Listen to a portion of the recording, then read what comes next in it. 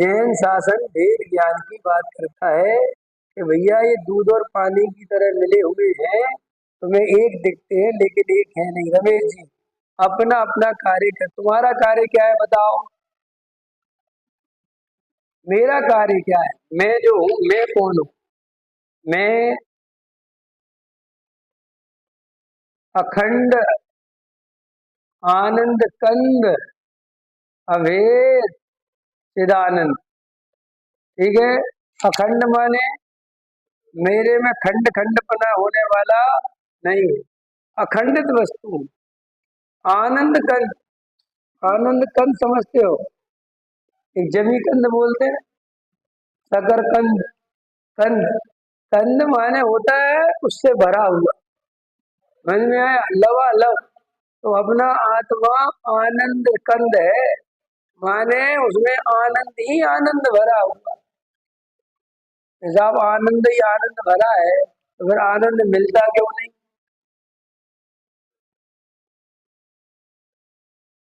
ये आपका प्रश्न है भाई साहब। उस आनंद कंद की श्रद्धा करोगे तब तो मिलेगा।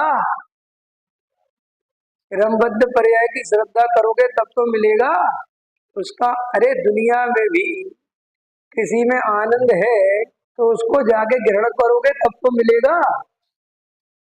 भाई कलाकंद है, बहुत बढ़िया। तो साहब बहुत बढ़िया, तो आनंद क्यों नहीं? अरे से जवान पे रख तो सही, जवान पे रखे पे ना आ जाएगा। चारू दत्त की कहानी सुनिए सुभाष जी, हैं वैसेन जी? चारू दत्त की कहानी को सुनाओ, इसको पता है?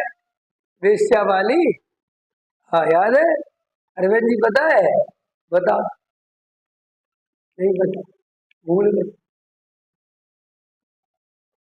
याद है? कुछ कुछ याद है? अरुण जी याद है?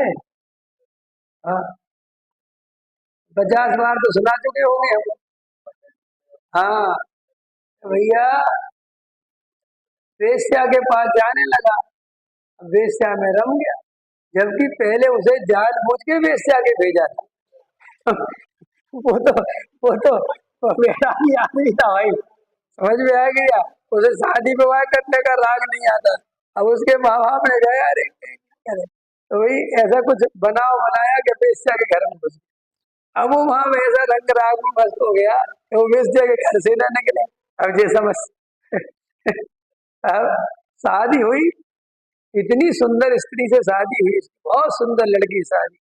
अब लेकिन वो वेश्या को पता चल गया ये तो बहुत पैसे लाके देता है, और इसकी जिस लड़की से शादी हो रही है, अगर इसके उसको इसने देख लिया ये तो मेरे पास आने का नहीं बिल्कुल। तो उसने कहा देखो, मैंने पंडित से दिखवाया ज्योतिषी से, तो भाई जिस लड़की की शादी होने वाली है, अगर उसका तुमने चेहरा देखा तो तुरंत मर जाओ। आगे बढ़िए, हाँ आगे बढ़िए। उनने कहा यार ये बड़ा वो आहत हो गई। तो बोले अब क्या करें, वो तो हो गई शादी तो होनी है। बोले तो बोलो ठीक है कर लो, क्या फर्क पड़ता है, तुम लेकिन आंखों पे काली पट्टी बांध के रहना, बात कर। अब शादी हो गई, अब वो आंखों पे पट्टी बांधे रहे, उसके पास जाए और आंखों पर पट्टी बांध ले। अब वो बड़ा 2 4 6 दिन हुए थे, क्या बात है। उसने कहा भैया स्वामी जी आंखों की पट्टी क्यों नहीं उतारते? उसने कहा नहीं, तुम्हें मैं देखूंगा तो मेरी आंखें फूट जाए। अब उसे पता चला होगा कि बेस्या के पास जाता है, उसे समझ में आई होगी कहानी। तो उसने कहा देखो तुम्हें किसने कहा कि तुम्हारी आंखें फूट जाएगी? तो उसने कहा कि वो, उसने बताया एक पंडित ने। उसने कहा एक काम करो, एक आंख से देखो, एक ही तो फूटेगी, एक बची। और वो इतनी सुंदर थी, बहुत ही सुंदर थी, और वो भी ये जानता था कि ये सुंदर बहुत है। कौन? चारुदत्त। हाँ उसको, क्योंकि सारे नगर में बहुत सुंदर स्त्री थी, वो सबको कि बहुत सुंदर स्त्री शादी हो रही तेरी, बहुत सुंदर। तो वो भी, लेकिन उसको भय चला गया अंदर। अब एक आध 2 दिन तो नहीं माना, नहीं खोली, तो तीसरे दिन उसने कहा चलो खोल का। एक आंख से ऐसा देखा तो बहुत सुंदर थी, ऐसा देखता रहा तो बहुत सुंदर। उसने कहा फूटी क्या? नहीं फूटी। तो दोनों को तो बहुत सुंदर है, वो भूल गया बेस्या को, खत्म हो गई बात।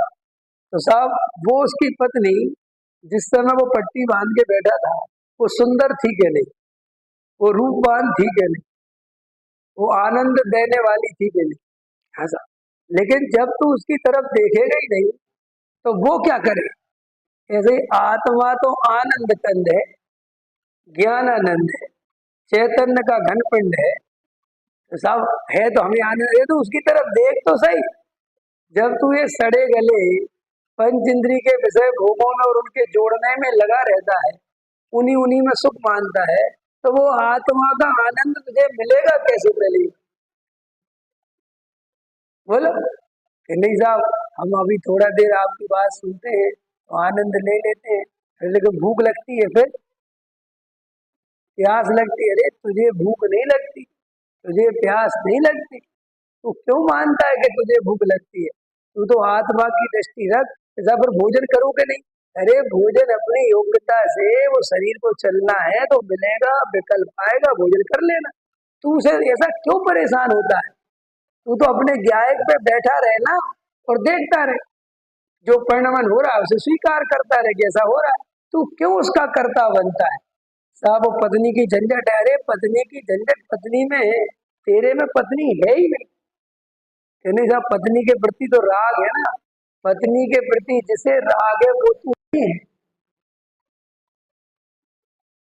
तू तो उस राग के पीछे पड़ा, राग के पीछे खड़ा गया है, उस पत्नी को भी जानता है और पत्नी के प्रति जो राग आ रहा है उस राग को भी जानता है।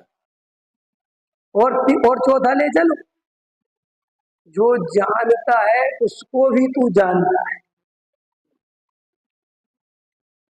समझ में आएगा, इतनी इतनी अंदर बैठा हूं मैं। जिस ज्ञान की पर्याय में वो गे बना, उस पर्याय को भी तू जानता है।